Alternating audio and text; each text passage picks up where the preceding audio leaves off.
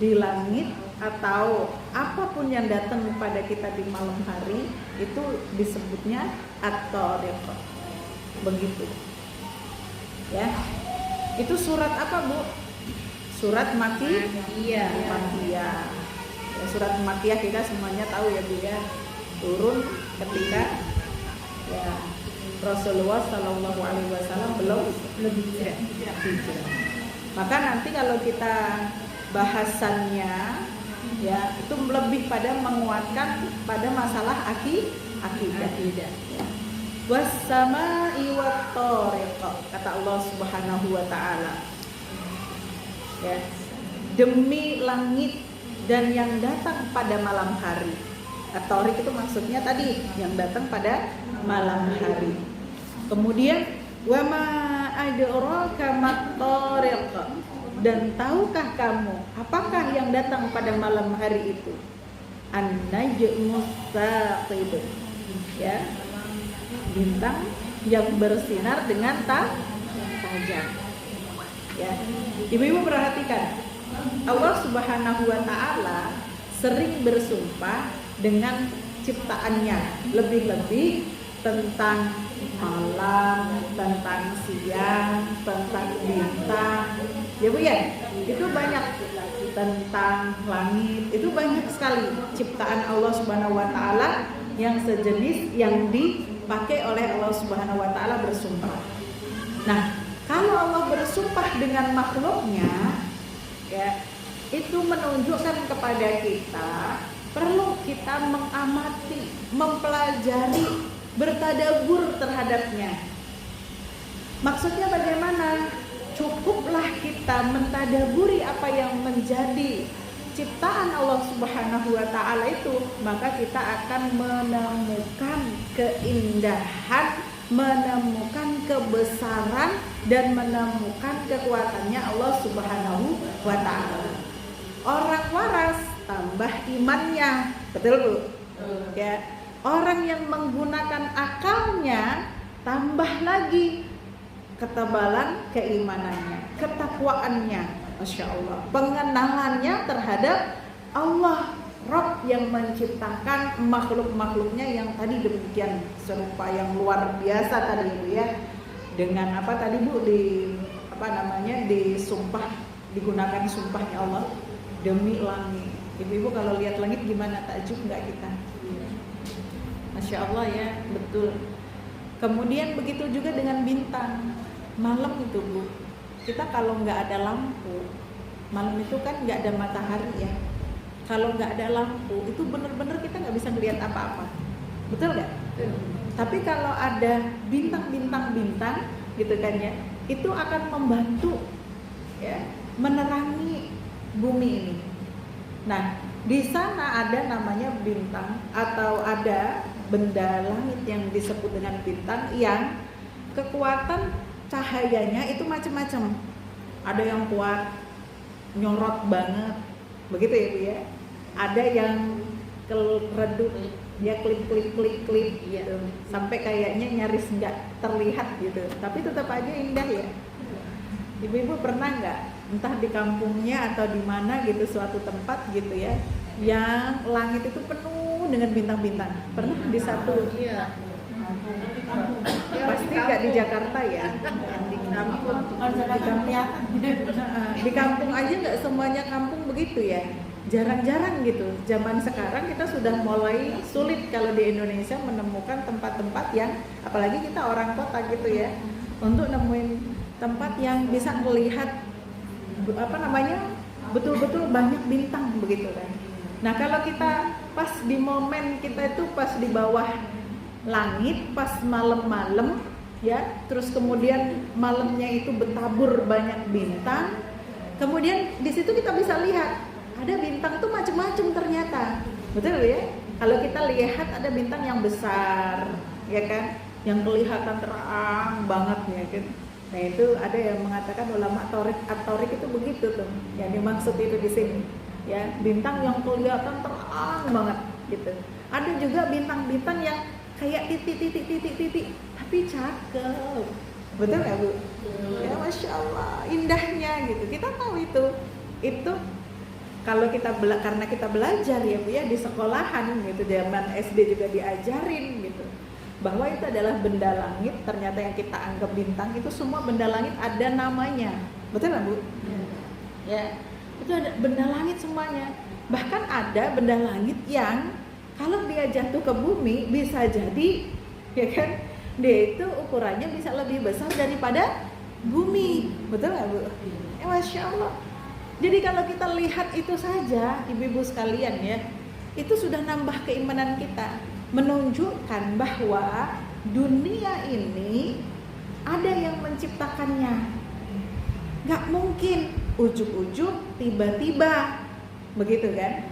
Ujuk-ujuk, kalimat ujuk-ujuk tiba-tiba itu gak mungkin ada, bukan kalimat tauhid, ya Bu ya. Ya itu pasti ada proses. Ya kan, ada yang bukan hanya menjaganya, menjaga itu setelah menciptakan kan Bu ya. Diciptakan dulu, kemudian ya dijaga. Bagaimana kita tahu bumi semesta raya itu dijaga? Contohnya matahari. Ya. Matahari itu apalagi kita yang di Indonesia, ya kan? Dia selalu keluar di siang hari dan selalu tenggelam di malam hari. Proses tenggelamnya matahari dan munculnya matahari itu kan nggak sederhana yang kadang-kadang kita abai, betul nggak Bu ya? Itu Masya Allah prosesnya luar biasa. Ya, coba aja sekali aja matahari terlambat keluar, ya, matahari ngambek nggak mau tenggelam, kira-kira bingung kan Bu kita nih orang Indonesia wabil khusus, ya kan? Kalau malam terus ini matahari kagak nongol-nongol, nggak siang-siang, nggak pagi-pagi, gimana sih? Kita bingung kan Bu? Ya, dan kita ngerasain betapa keteraturan dalam penciptaan Allah Subhanahu wa Ta'ala, dari munculnya matahari, tenggelamnya matahari, adanya siang, adanya malam, munculnya bintang, adanya hujan, hilangnya bintang, ya Bu ya. Itu menunjukkan bahwa bukan cuma sekedar diciptakan tapi juga dijaga. Betul Bu? Ya. Maka itu kita memahami makna Rabbul Alamin itu, ya, itu bukan hanya sekedar dia Rabb yang menciptakan, tetapi dia yang menjaga bumi seisinya, langit seisinya. Andaikan langit itu tidak dijaga dengan kekuasaan Allah, bisa jadi runtuh Bu. Betul apa betul? Ya. Dan bumi itu berputar Ibu ya. Andaikan bukan karena kekuasaan Allah, itu bisa nabrak-nabrak dengan yang lainnya, ya, dengan makhluk angkasa luar yang lainnya yang diciptakan oleh Allah Subhanahu wa Ta'ala, planet-planet yang lainnya bisa jadi satu dengan yang lain itu saling bertabrakan. Dalilnya apa satu dan yang lain saling bertabrakan? Suatu saat ketika Allah sudah menghendaki, nggak lagi proses penjagaan Allah itu sudah selesai untuk dunia dan seisinya ini, maka Allah biarkan langit itu runtuh, bumi dan planet lain saling bertabrakan, bencana di mana-mana, ya, sudahlah itu yang namanya kiamat. Begitu. Jadi kalau sekarang kita merasakan berjalan di atas bumi betapa indahnya, kita tidak merasakan pusing, kita tidak sempoyongan, padahal bumi berputar dengan kecepatannya yang luar biasa, itu karena Allah. Itulah pekerjaan Allah. Ya Bu ya? Ya, maka Masya Allah tidak ada bisa yang Bu menyamainya. Nah, itulah Bu, kenapa Allah Subhanahu wa Ta'ala menggunakan ciptaannya untuk bersumpah? Tujuannya supaya kita berpikir, mau mengambil ibrah, mau tadabbur dengan ayat-ayat kauniyahnya, ayat-ayat yang diciptakan oleh Allah Subhanahu wa Ta'ala. Kita tuh sebenarnya nggak perlu dalil muluk-muluk, nggak perlu dalil yang susah-susah, nggak perlu dalil yang ribet-ribet untuk menunjukkan adanya Sang Pencipta. betul-betul Allah itu ada. Betul nggak Bu? Ya, adanya bumi dengan segala macam penjagaannya ini, dengan segala macam ketertibannya, itu sudah menunjukkan adanya Allah Subhanahu wa Ta'ala. Ya. Kemudian Allah Subhanahu wa Ta'ala menyampaikan, in kullu nafsin lamma 'alaiha hafiz falyanzuril insanu mimma khuliqa. Sebelumnya dulu, ini ada ayat 2 yang takutnya kelewat dibahas ya. Nanti biar ibu-ibu tambah pinter ini, kayaknya makin hari ya yang ngaji makin muda-muda nih. Ya, nggak tahu ini karena pada perawatan terlihat muda-muda atau memang ya orang-orang baru yang ya alhamdulillah orang baru yang alhamdulillah jamaahnya jadi muda-muda gitu kan. Ya ayat 2 hadir yang tua pada hadir nih. Ya, tapi ada ya. Yang tua yang setia. Yang tua yang setia. Tenang. Kalau orang tua ngumpul sama orang muda itu kebanyakan biasanya ya keikut ke bawah awet muda. Itu. Terus yang muda gimana Bu? Tenang. Yang muda tenang. Bukan jadi makin tua, enggak, ya kan? Yang muda tetap lebih kelihatan lebih glowing sendiri di antara dengan yang lain. Jadi ibarat bintang ini aktoriknya itu yang muda gitu ya. Kelihatan moncor itu yang muda gitu kan. Kalau malam doang. Ya kita buat siang juga moncor ya. Wa ma ada raka matarik, jangan sampai kelewatan nih ngebahas ada raka. Ya, ma ada raka. Kalau dalam Al-Qur'an itu nanti kita akan ketemu kalimat yang digunakan oleh Allah Subhanahu wa Ta'ala. Wabil khusus kita bahas di ayat ini, wa ma ada raka. Ya, tapi nanti kalau ibu baca di surat Asy-Syura ayat 17, ibu akan ketemu kalimat wa ma yudrika la'alla sa'atu qarib. Wa ma yudrika. Apa bedanya adraka sama yudrika yang digunakan oleh Allah Subhanahu wa Ta'ala? Ya, kalau adraka, ya kan? Ya, mufasir menyampaikan, ya artinya apa Bu? Adraka itu. Ya. Dan tahukah kamu? Maknanya sama, yudrika juga begitu. Ya, tahukah kamu gitu ya. Cuman beda bahasa. Satu adraka, satunya yudrika. Beda adraka itu, tahukah kamu, Allah sudah kasih tahu sama Nabi Muhammad.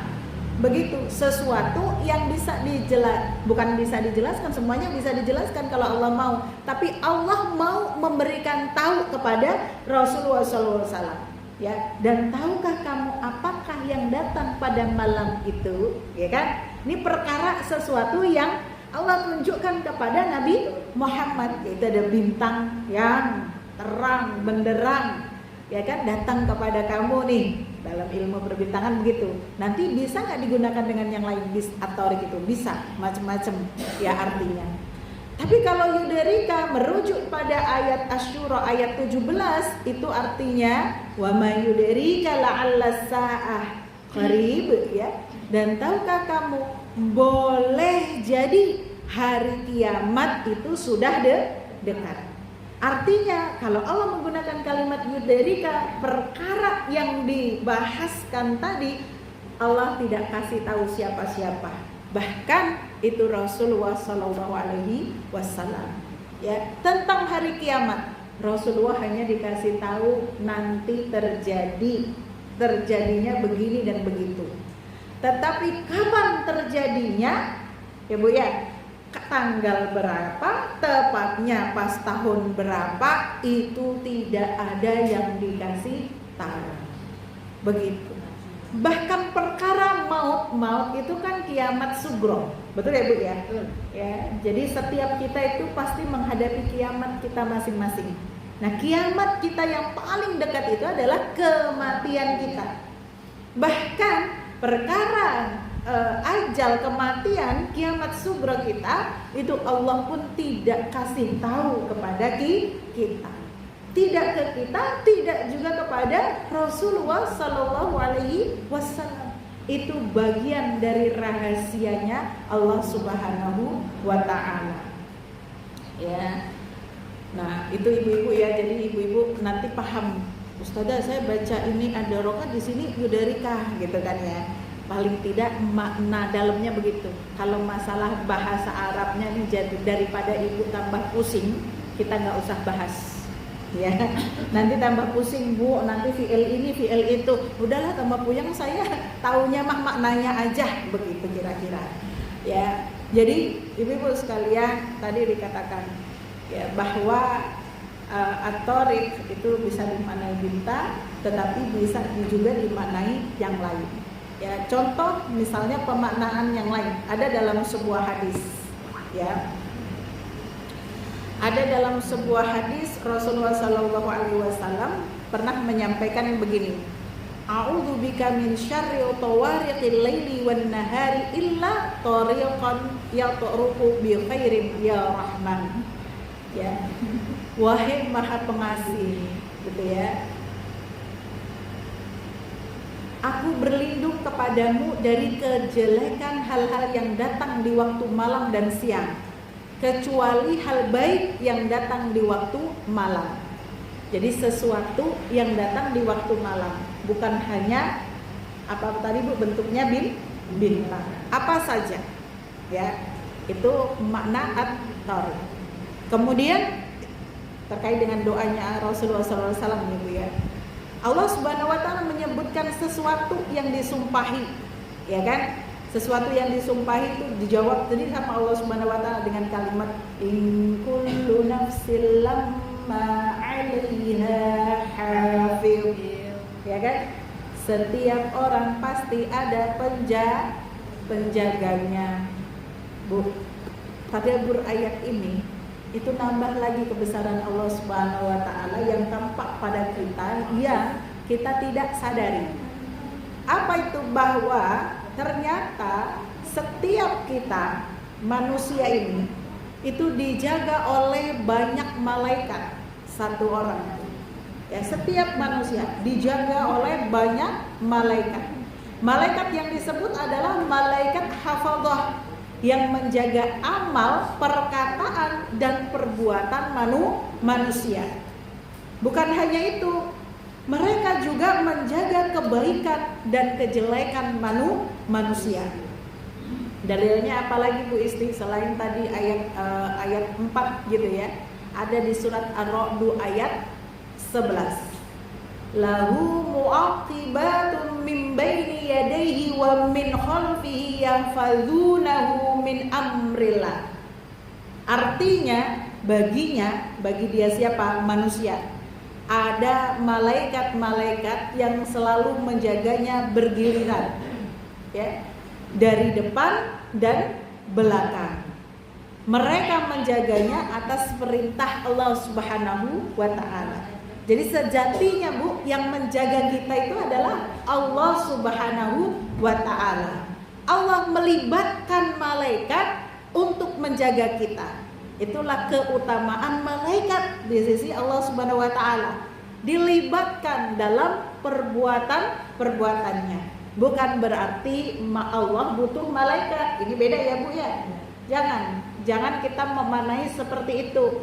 Nanti dosa kita. Ya Allah itu tidak ada apa-apa, tidak ada siapa-siapa, ya kan? Allah berkuasa, bisa melakukan apa saja. Tetapi adalah Allah memuliakan malaikat dengan melibatkan malaikat itu dengan apa Bu? Penjagaan, ya, penjagaan dalam hal ini. Apakah pekerjaan Allah gitu ya? Apakah hanya malaikat yang kemudian, ya Bu ya, dilibatkan dalam pekerjaannya? Dan kemudian malaikat itu menjadi mulia. Bagaimana dengan manusia? Ya, manusia itu bisa juga Bu. Contohnya pada ayat inna nahnu nazzalna dzikra wa inna lahu lahafizun. Sesungguhnya aku yang nahnu nazzalna menurunkan Al-Qur'an dan sesungguhnya aku yang menjaganya. Allah menggunakan kalimat nahnu. Nahnu diartikan dengan kami. Kalau kami berarti Allah melibatkan makhluk. Lihat Al-Quran itu dari turunnya ke bumi, ya Bu ya, itu sudah melibatkan malaikat Jibril. Kemudian sampai kepada Rasulullah SAW. Kemudian disampaikan oleh umatnya baginda Nabi SAW. Andai kata tidak ada kertas-kertas ini, nggak ada mushaf, nggak ada mesin apa Bu? Cetak gitu ya, Al-Quran tetap akan ada. Kenapa? Karena dalam penjagaan Al-Quran Allah melibatkan makhluk-makhluknya, dan makhluk yang ada di dalam penjagaannya itu adalah juga manusia. Ya, manusia yang Allah pilih, manusia yang dimudahkan oleh Allah Subhanahu wa taala mempelajarinya, menyampaikannya, kemudian menghafalkannya. Ya, jadi kalau suatu saat sudah buku itu nggak ada udah langka lagi, nggak ada. Ini era menuju langkanya buku sekarang. Betul apa betul? Bisa jadi loh Bu, 10 tahun yang nanti yang akan datang buku itu nggak ada, kertas hilang dari permukaan bumi ini. 10 tahun, 20 tahun. Betul apa betul ya kan? Ini alhamdulillah sekarang kita masih enak. Ya, butuh Quran, buku fisik masih ada. Sekarang nih, apalagi selain dari Al-Quran ya, buku ya. Siapa yang baca buku sekarang? Sekolah-sekolah bawanya cuma satu aja, tab. Ya kan Bu? Tab itu komputer yang kecil itu, udah seperti buku tulis gitu kan. Itu isinya macam-macam buku. Ya, di situ Al-Quran juga orang sekarang udah bacanya begitu, di handphone, di tab tadi, ya kan? Sekarang makin canggih, ya, teknologi luar biasa, bukan hitungan puluhan tahun, apalagi sampai ratusan tahun. Zaman dulu menemukan kertas yang seperti ini, ya, itu sampai ratusan tahun, kan begitu? Para sahabat, jadi berproses di eranya sahabat, kemudian as-sabiqunal awwalun, turun dari as-sahabat, tabi'in. Ya kan, baru ketemu yang namanya kertas. Itu pun nggak seperti sekarang, betul kan Bu? Nah, bisa jadi kemungkinan wallahu a'lam bishawab 10 tahun yang akan datang, 20 tahun yang akan datang, bisa jadi kertas akan hilang, digantikan dengan yang lain. Ya, andaikan ya tidak ada buku dan tidak ada elektronik sekalipun, Allah tidak akan kehabisan cara untuk menjaga Al-Quran dengan melibatkan makhluknya. Maka itulah kenapa kita itu harus menghafal Quran. Begitu Bu. Kenapa anak-anak Ustazah katanya ngapalin Quran buat apa? Anak-anak sekarang kan zamannya udah canggih. Enggak, itu ngambil sunnatullahnya. Sunnah, ya kan? Karena diajarkan Al-Quran itu dari Rasulullah SAW, mulai dari malaikat Jibril ke Rasulullah sampai Rasulullah ke sahabat-sahabatnya pakai hafalan. Paham Bu? Ya. Nah ini era kita era enak dah pokoknya. Nggak hafal bisa baca. Benar nggak Bu? Ya, kita nggak tahu era nanti anak-anak kita ya.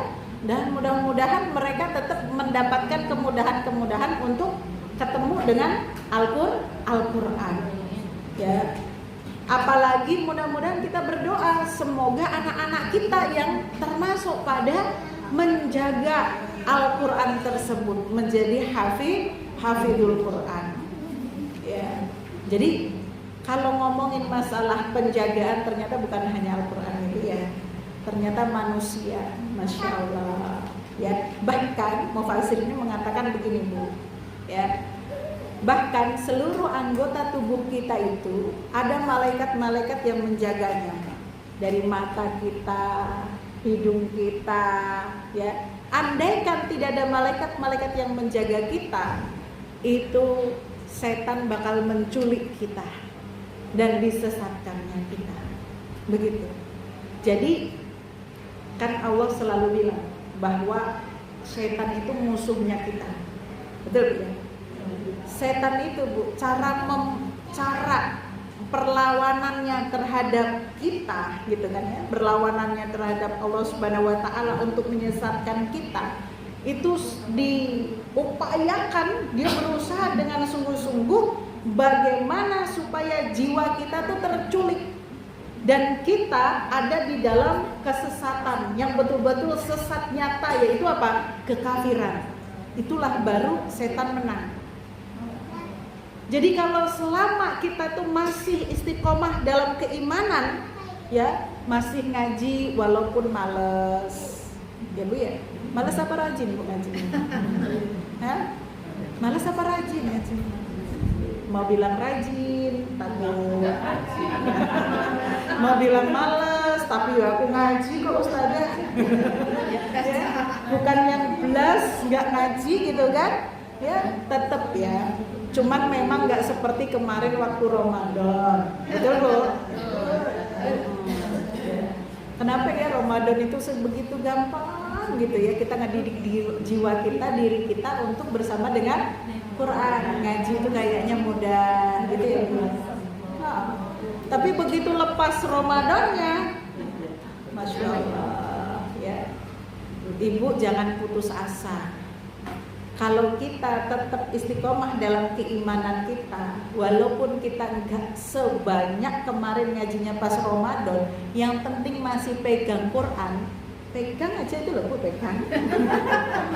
Pegang doang. Pegang aja itu. Pegang dibuka ya.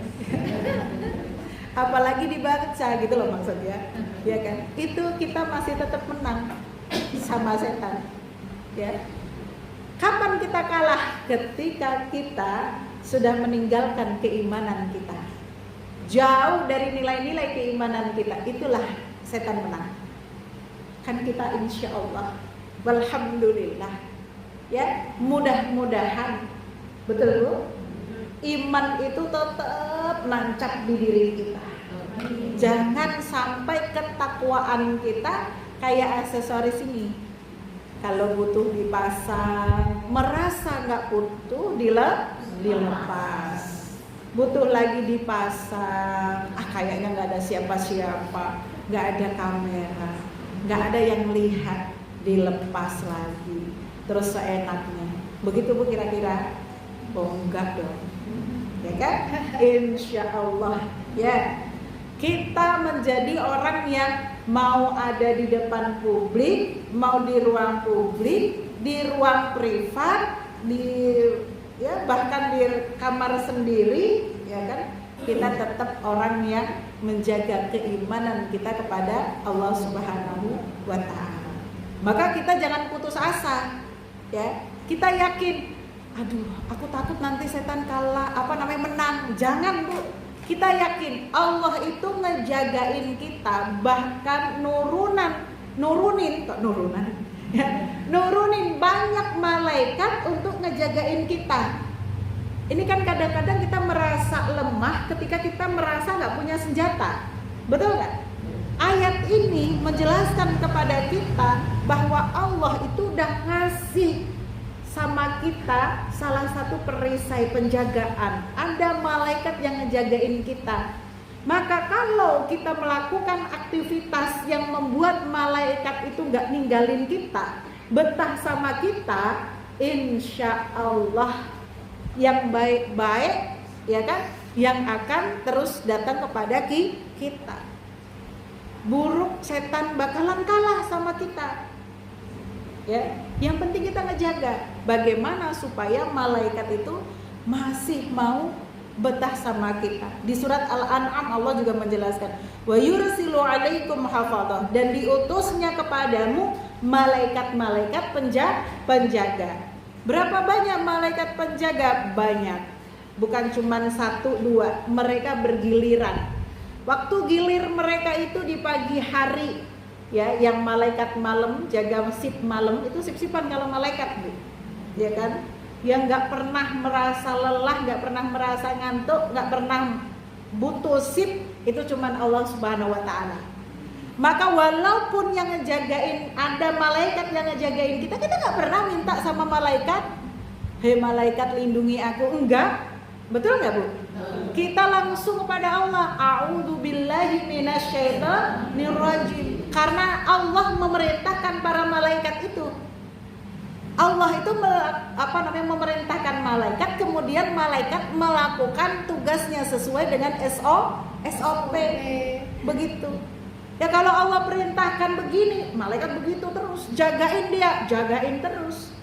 Ya, kalau Allah bilang ya pergi, nggak usah dijagain, ya malaikat nggak mau ngejagain kita, begitu.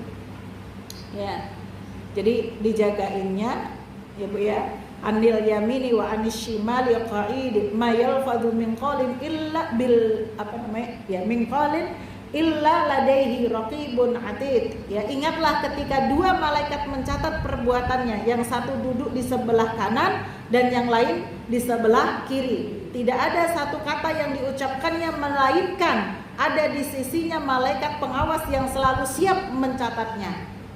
Ya. Bukan hanya ya Bu ya, kita dijaga dari hal-hal atau keburukan-keburukan tadi, setan yang berusaha untuk ya senantiasa membujuk atau senantiasa menyesatkan kita, tetapi ada malaikat yang mencatat setiap apa yang kita kerjakan. Ya kan? Kenapa begitu? Biar adil. Ya kan Bu? Bu, misalnya ibu dilaporin sama tetangga ibu, Bu, anakmu itu loh gini, cuman ngomong doang. Padahal yang diomongin beda sama kita lihat, betul ya? Di rumah anak kita baik-baik aja, nggak ada nggak ada indikasi, nggak ada ciri-ciri seperti apa yang diomongin tetangga tadi. Kalau cuman tetangga tuh ngomong aja, percaya nggak Bu kita? Enggak, ya kan? Apa supaya kita percaya? Harus ada data dan fakta yang bisa ditunjukkan kepada kita. Buktinya apa? Begitu. Jadi salah satu bentuk ya Bu ya, sifat detilnya Allah, adilnya nanti ketika Allah menghisab kita itu bukan hanya berdasarkan kepada kabar omongan saja, tiba-tiba ujuk-ujuk kamu diadili Allah, enggak. Tapi Allah mendatangkan bukti. Buktinya adalah catatan-catatan amal kita. Itu catatan-catatan amal yang nyatet siapa? Malaikat. Ya, kanan kiri ada sepasang nguntitin kita. Pokoknya kita lagi ngapain catet. Apa aja yang kita kerjakan catet. Itu malaikat, SOP-nya begitu. Mau baik dicatat yang sebelah kanan, kalau buruk bagian yang sebelah kiri. Kira-kira kalau kita nih yang paling sibuk malaikat yang sebelah mana? Kiri kanan. Ya kan? Yang paling sibuk itu malaikat yang mana itu ya? Nanti di akhirat itu jadi bahan. Ini loh datanya, ya. Kamu dihisab seperti ini, kamu selama di dunia begini dan begitu. Ya kan? Kata kita, mana buktinya? Ini buktinya. Kalau udah kelihatan buktinya, apa kita bisa menghindar, Bu? Enggak. Bahkan kadang-kadang, oh iya ya, kok saya lupa ya? Iya bener ya, begitu kan Bu? Iya, makanya kenapa orang utang itu harus dicatat? Biar tidak lupa. Karena hutang itu dosa yang tidak bisa diampuni oleh Allah. Nggak bisa Bu, harus dibayar dulu tuh urusanmu selesai. Kita tuh suka lupa. Ya, apalagi kalau utangnya sama teman sendiri. Lupa. Dilupa-lupain. Iya, nah itu dia. Ya kan? Kalau sama teman sendiri lupa, apalagi sama saudara. Wah, tambah lupa lagi, gitu kan? Udah ini saudara ini, ya kan bilang begitu. Tapi yang namanya utang nggak boleh lupa. Gimana supaya nggak lupa? Catet. Makanya Allah lupa nggak? Enggak. Allah nggak lupa.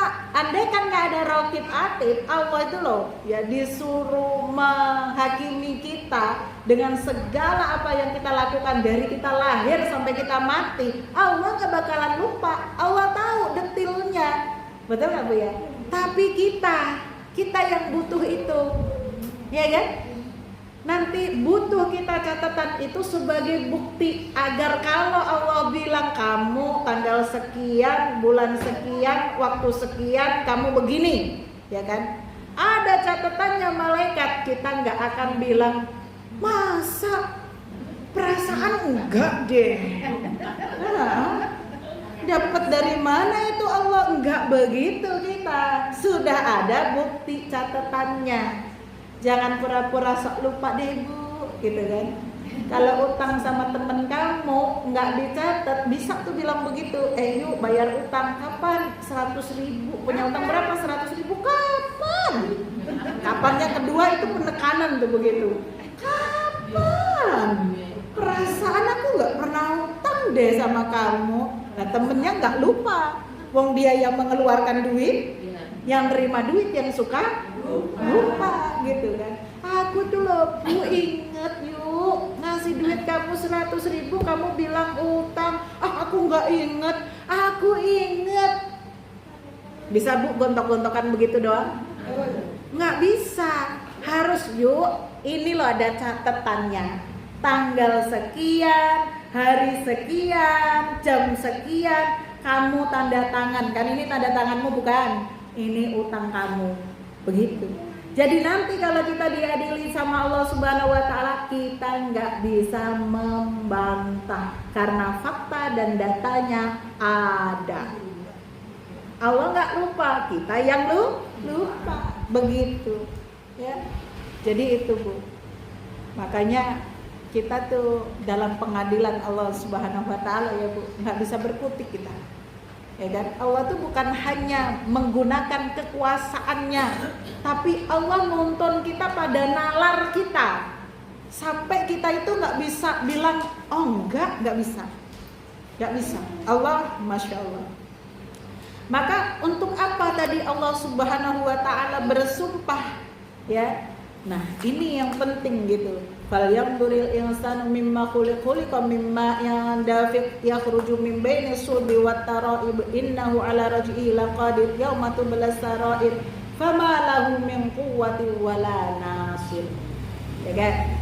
Kalau tadi tentang keistimewaan luar biasa gitu. Ketika ayat 5-nya Allah berbicara tentang falyanzuril insanu mimma khuliqa. Nah, ini menarik sekali Bu kalau kita bahas, tapi waktunya ya luar biasa. Tadi aku ditungguin lama ya. Harus jam berapa sampai di sini? Jam 2 pas. Oke. Ya. Falyanzuril insanu mimma khuliq. Ini penciptaan manusia itu yang sangat unik. Ya Bu ya. Manusia itu dari 2 air yang memancar. Khuliqa mimma dafiq yakhruju min baini sulbi wat tara'ib. Dibilang kalau dalam ilmu fikih ya Bu ya, dalam ilmu tafsir itu dari dua-duanya air mani sebutnya. Ya, air mani. Maninya perempuan itu keluarnya dari sini Bu. Dari tempat kalung, dada kalung, seret dia ngalir sampai ke indung telur. Maninya laki-laki dari sini, punggung. Seret ngalir sampai ke tetis, keluar apa yang disebut sperma. Bercampur kemudian jadilah anak. Begitu. Yang menarik itu tadi, yang perempuan, ya kan? Dari min sulbi. Kemudian yang laki-laki, yang perempuan dari taroib, ya, yang laki-laki dari sulbi.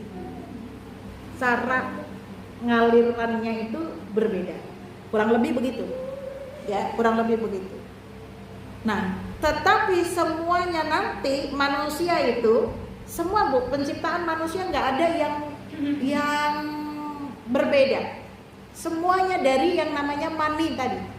Kalau ilmu kedokteran dibilangnya sperma. Kalau sperma kan identik cuman laki-laki yang punya, betul kan?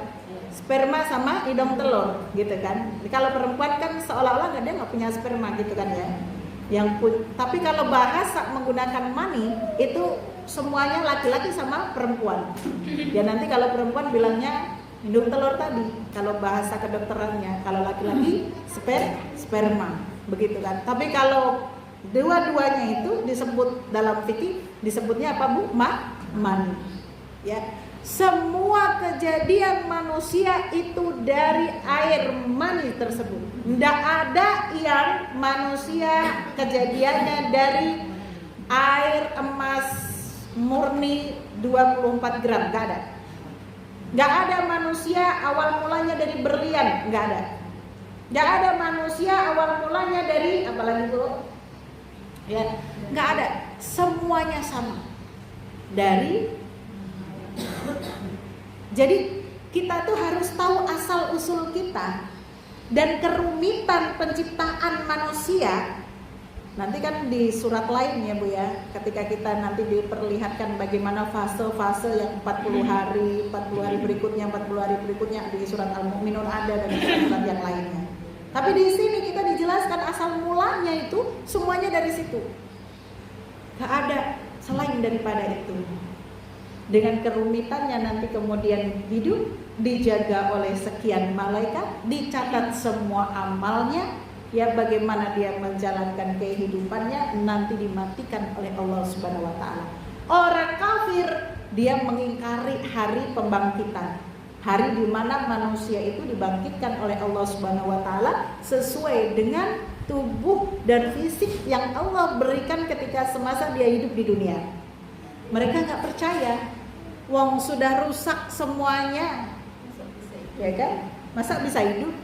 Ya, wong semuanya sudah tidak ada tidak ada bentuk jejaknya, masa bisa kembali lagi utuh? Itu orang kafir. Tetapi bagaimana kemudian Allah menceritakan tentang langit, tentang tadi at-Thariq, tentang bagaimana penciptaan mulanya manusia. Saya nanya, itu kira-kira lebih rumit dari sekedar Allah menghidupkan yang sudah ada atau lebih mudah Bu? Penciptaan itu jauh lebih rumit, betul gak? Kalau cuma menghidupkan yang sudah ada, ya kan? Secara akal itu akan lebih mudah, betul gak Bu? Ya. Bagi teknisi itu loh Bu, apakah semua teknisi AC ya kan dia bisa menciptakan AC? Enggak kan? Lebih banyak mana yang bisa menciptakan sama yang teknisnya? Lebih banyak teknisinya. Pekerjaannya rumitan mana? Menciptakan yang pertama atau yang tinggal benerin kalau ada yang rusak? Logikanya begitu. Ya. Maka ketika yang dulunya kita nggak ada, kemudian Allah adakan dengan segala macam ya kerumitan kita. Ya, coba liatin Bu manusia yang hidup itu betapa nggak rumit, ya kan? Satu aja nih syaraf kita konslet, mohon maaf nih ya, itu dah lah, ya kan? Fungsi tubuh kita itu banyak berkurangnya, betul nggak? Begitu fungsi tubuh ada yang berkurang, itu kenyamanan pasti sudah terganggu, betul nggak? Ya, itu kan menunjukkan betapa rumitnya penciptaan Allah Subhanahu Wa Taala terhadap yang namanya manusia ini. Ya, maka nanti ketika Allah membangkitkan karena sudah ada modalnya, ya itu sesuatu yang lebih mudah. Maka Allah Subhanahu Wa Taala bersumpah atas kebesaran tadi ya Bu ya, dan rumitnya penciptaan tadi untuk menekankan kepada kita bahwa ketika Allah Subhanahu wa taala ingin membangkitkan kita di hari kiamat kelak, itu tidak akan susah baginya. Itu sesuatu yang mudah baginya, ya. Dan setelah mati kita dibangkitkan ya, pada hari ditampakkan segala rahasia, maka manusia tidak lagi mempunyai suatu kekuatan dan tidak pula ada yang menolongnya. Itu yang harus kita ingat yang ketiga, bahwa memang tidak ada tempat kembali kita, tidak ada tempat yang bisa untuk menjadikan perlindungan kita selain daripada Allah Subhanahu wa Ta'ala. Kurang lebih itu yang bisa saya sampaikan. At-Thariq ayat 1 sampai ayat 10. Ya. Wallahu a'lam bishawab. Alhamdulillahirabbil fala takunanna minal mumtarin. Wassalamualaikum warahmatullahi wabarakatuh. Ada yang mau ditanyakan Ibu? Kerumitan torek ya. Sini Ustazah ada namanya torek itu satunya Tuhan. Berarti itu Bintang yang bersinar terang. ya, bintang bersinar terang di malam hari. Bisa. Kalau bapaknya mengartikan dia datangnya di malam hari. Nah,